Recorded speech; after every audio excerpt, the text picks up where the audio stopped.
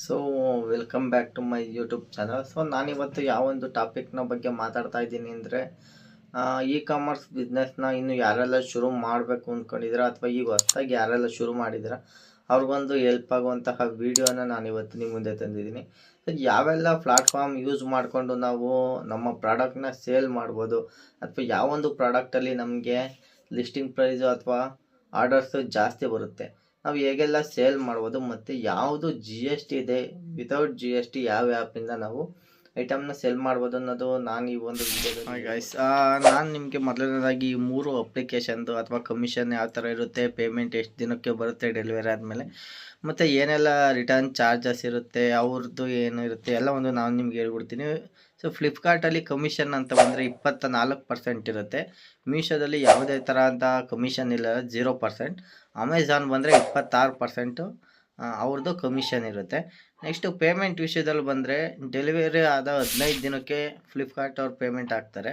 ಮೀಶೋದಾದರೆ 7 ದಿನದಲ್ಲಿ ಪೇಮೆಂಟ್ ಬರುತ್ತೆ. ಅಮೆಝಾನ್ದಲ್ಲೂ ಅಷ್ಟೇ 7 ದಿನಕ್ಕೆ ಪೇಮೆಂಟ್ ಬರುತ್ತೆ.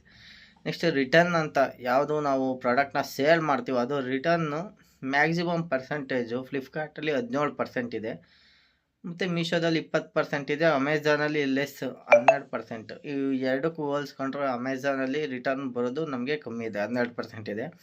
ನೆಕ್ಸ್ಟು ಪೇಮೆಂಟ್ ವಿಷಯದಲ್ಲಿ ಬಂದರೆ ಆಲ್ಟರ್ನೇಟಿವ್ ಡೇಸ್ ಅಂದರೆ ಯಾವಾಗ ಬೇಕಾದರೂ ಬರ್ಬೋದು, ಅದು ಫ್ಲಿಪ್ಕಾರ್ಟ್ ಅವ್ರದ್ದು. ಮೀಶೋದು ಹಂಗಲ್ಲ, ಡೈಲಿ ಬರುತ್ತೆ, 7 ದಿನ ಆದಮೇಲೆ ಡೈಲಿ ಬರ್ತಾ ಇರುತ್ತೆ. ಸೊ ಇವ್ರದ್ದು ಅಮೆಝಾನ್ ಅವ್ರದ್ದಲ್ಲ, 1 ವೀಕ್ ಆದಮೇಲೆ 1 ವೀಕ್ ಆ ಥರ ಪೇಮೆಂಟ್ ಬರುತ್ತೆ.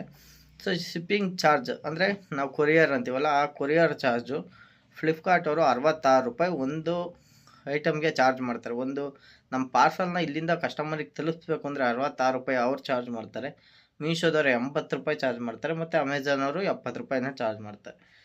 ಇದಾದಮೇಲೆ ಈ 3 ಆ್ಯಪ್ ಒಳಗೆ ಯಾವುದು ಬೆಸ್ಟ್ ಪ್ರಾಡಕ್ಟ್ ಸೇಲ್ ಆಗ್ತಿದೆ ಅಂದರೆ ಸ್ಮಾರ್ಟ್ ಫೋನ್ ಮತ್ತು ಗ್ಯಾಡ್ಜೆಟ್. ಯಾವುದು ಫ್ಲಿಪ್ಕಾರ್ಟಲ್ಲಿ ಸ್ಮಾರ್ಟ್ ಫೋನ್ ಅತಿ ಹೆಚ್ಚು ಸೇಲ್ ಆಗ್ತಿದೆ.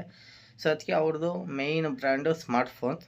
ಮೀಶೋದಲ್ಲಿ sarees and kurtis and electronics, ಅಮೆಝಾನಲ್ಲಿ ಎಲೆಕ್ಟ್ರಾನಿಕ್ಸು ಮೇಯ್ನ್ ಇದೆ. ನೆಕ್ಸ್ಟ್ ಅದಾದಮೇಲೆ ಈಗ ಅಕಸ್ಮಾತ್ ನಾವೊಂದು ಐಟಮ್ನ ಕೊಟ್ಟು ಕಳಿಸಿದ್ವಿ, ಅದು ಕಸ್ಟಮರು ರಿಟರ್ನ್ ಹಾಕ್ಬಿಟ್ರು, ಇನ್ನು ಅವ್ರಿಗೆ ಡೆಲಿವರಿ ಆಗೋದಕ್ಕಿಂತ ಮುಂಚೆ ಅವ್ರು ರಿಟರ್ನ್ ಹಾಕಿದ್ರು ಅಂದರೆ 130 ರೂಪಾಯಿ ಪರ್ ಆರ್ಡರ್ ಫ್ಲಿಪ್ಕಾರ್ಟ್ ಅವ್ರು ಚಾರ್ಜ್ ಮಾಡ್ತಾರೆ, 160 ರೂಪಾಯಿ ಮೀಶೋದವ್ರು ಚಾರ್ಜ್ ಮಾಡ್ತಾರೆ. ಅಮೆಝಾನ್ ಅವ್ರು 120 ರೂಪಾಯಿನ ಒಂದು ಆರ್ಡ್ರಿಗೆ ರಿಟರ್ನ್ ತಗೊಂಬರೋಕ್ಕೆ ಚಾರ್ಜ್ ಮಾಡ್ತಾರೆ. ಸೊ ಜಿ ಎಸ್ ಟಿ ವಿಷಯಕ್ಕೆ ಬಂದರೆ ಫ್ಲಿಪ್ಕಾರ್ಟಲ್ಲಿ ಜಿ ಎಸ್ ಟಿ ಬೇಕು, ಮೀಶೋದಲ್ಲಿ ಏನು ಜಿ ಎಸ್ ಟಿ ಬೇಡ. ಸೊ ಅಮೆಝಾನಲ್ಲಿ ಜಿ ಎಸ್ ಟಿ ಬೇಕು. ನೆನಪುಗಳಲ್ಲಿ ಉಳಿದವಳಿಗೇನು ಗೊತ್ತು, ನೆನೆಸಿಕೊಂಡು ಕೊರಗಿದವನ ಆತಂಕ.